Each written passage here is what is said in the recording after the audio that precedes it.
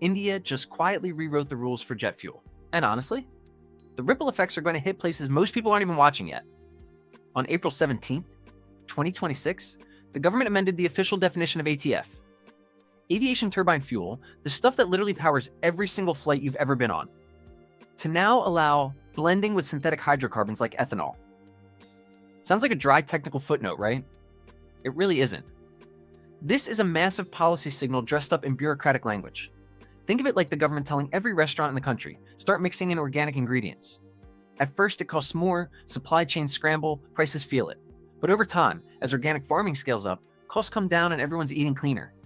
Same logic here, just 30,000 feet in the air. And the targets are now locked in. Not suggestions, not voluntary goals. Actual mandates. 1% SAF. That's sustainable aviation fuel, made from biological or synthetic sources instead of crude oil. For international flights by 2027. Then 2% by 2028. Then 5% by 2030. Why the urgency? Because these are tied to CORSIA, a global aviation climate framework that will financially penalize airlines if they don't cut their carbon footprint. Miss the target, pay the price. Simple as that. But here's where it gets really interesting. The government didn't stop at the green policy lever. Simultaneously, it hiked the export duty on conventional ATF from 29.5 rupees per liter to 42 rupees per liter. Why? A West Asia energy crisis is squeezing global fuel supplies, and India wants to make absolutely sure domestic airlines aren't left short. It's like a farmer jacking up the price of selling tomatoes outside the village. Local buyers stay protected, but anyone hoping to export takes the hit. So what you're actually seeing here is two massive policy levers being pulled at exactly the same time. A carrot in the form of new SAF standards, and a stick in the form of that export duty hike. Green transition and energy security running in parallel. And this is just the setup, because once you understand what changed and why, the next question is who actually wins, who takes the hit, and which industries are quietly sitting on a gold mine right now. That's exactly where we're going next. So now that you know what the policy does, who actually wins, and who quietly takes the hit, because spoiler, it is not evenly distributed, the clear winners are upstream, deep in the sugarcane and ethanol supply chain.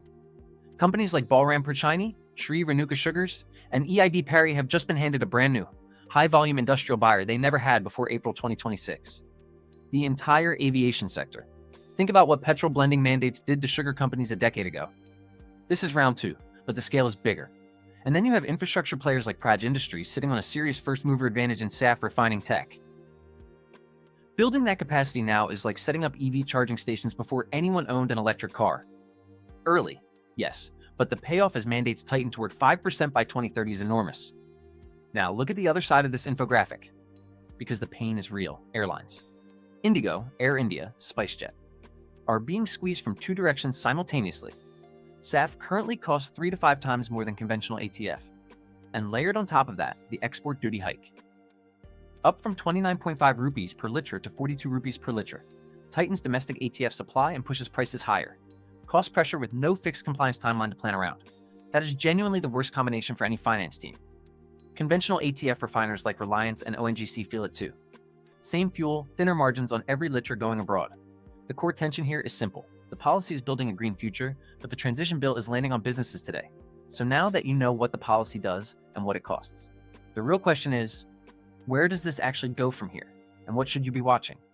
The 5% SAF blending target by 2030 sounds modest, until you realize India has almost zero large-scale SAF production infrastructure right now. 4 years, massive mandate, basically no supply chain. That gap is where both the opportunity and the risk are sitting. But here's the bet the government is making, and honestly, it is not a crazy one. Remember solar power in 2010? It was laughably expensive. By 2022, it was cheaper than coal. What changed? Volume. Scale drove costs down. The government is running the exact same playbook here. Build the mandate, force the market, watch costs fall as production scales.